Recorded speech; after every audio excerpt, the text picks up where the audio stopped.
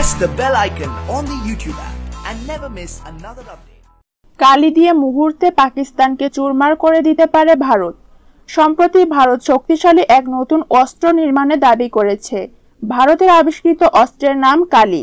কালির ক্ষমতা এতটাই যে ভারতের বিরুদ্ধে এবার চোখ তুলতে ভয় পাবে পাকিস্তান।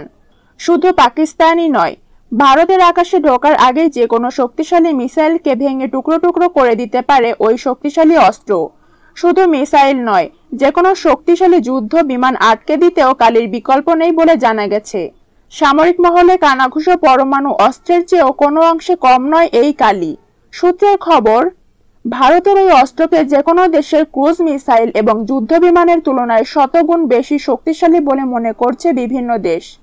কালি কোনো ক্ষেপণাস্ত্র নয়, এর মধ্যে কোনো বিস্ফোরকও নেই। এটি হলো ডিরেক্টেড এনার্জি ওয়েপন।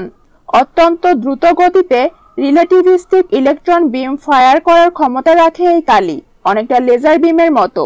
ফলে কালির ব্যাসের মধ্যে থাকা যে কোনো বৈদ্যুতিক জিনিস নিমেষে ধ্বংস করে দিতে পারে। যে কোনো বিমান, মিসাইল বা উচ্চ ক্ষমতা সম্পন্ন অস্ত্র ধ্বংস করতে লক্ষ্যের উপর আশ্রে পড়বে কালি। কালির নকশা এমনভাবে করা হয়েছে যে সেটি কোনো শত্রু বিমান বা ক্ষেপণাস্ত্রকে মাঝ আকাশে ধ্বংস করতে সক্ষম। এই অস্ত্রটির বৈশিষ্ট্য হলো এর মাইক্রোওয়েভ তরঙ্গ কোনোভাবে লক্ষ্যস্থ হয় না। যে গতি ওই তরঙ্গকে নিক্ষেপ করা হয় তাতে সরাসরি লক্ষ্যের ওপর আছড়ে পড়ে। ভারতের প্রতিরক্ষা গবেষণা কেন্দ্র DRDO এবং ভাবা অ্যাটমিক রিসার্চ সেন্টার BARC একযোগে কালি তৈরির কাজ শুরু করে। তবে কালির কিছু সমস্যাও রয়েছে। এর ওজন বেশ খানিকটা বেশি। কালি 5000-এর ওজন প্রায় 10 টন এবং কালি 10,000-এর ওজন কমপক্ষে 26 টন। শুধু তাই নয়, একবার নিক্ষেপ করার পর দ্বিতীয়বার নিক্ষেপের জন্য চার্জ নিতে বেশ কিছুটা সময় নেয়। ভারী হওয়ায় একে স্থানান্তর করাটাও বেশ সমস্যার।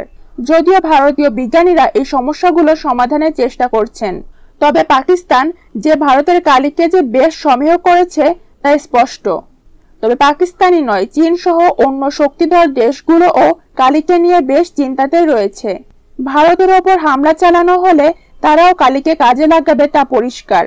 সম্প্রতি ভারতের সংসদে কালির গবেষণার অগ্রগতি নিয়ে এক প্রশ্নের জবাবে দেশটির প্রতিরক্ষা মন্ত্রী মনোহর পারিকর জানান, দেশের নিরাপত্তা সম্পর্কিত কোনো তথ্য প্রকাশ করা যাবে না।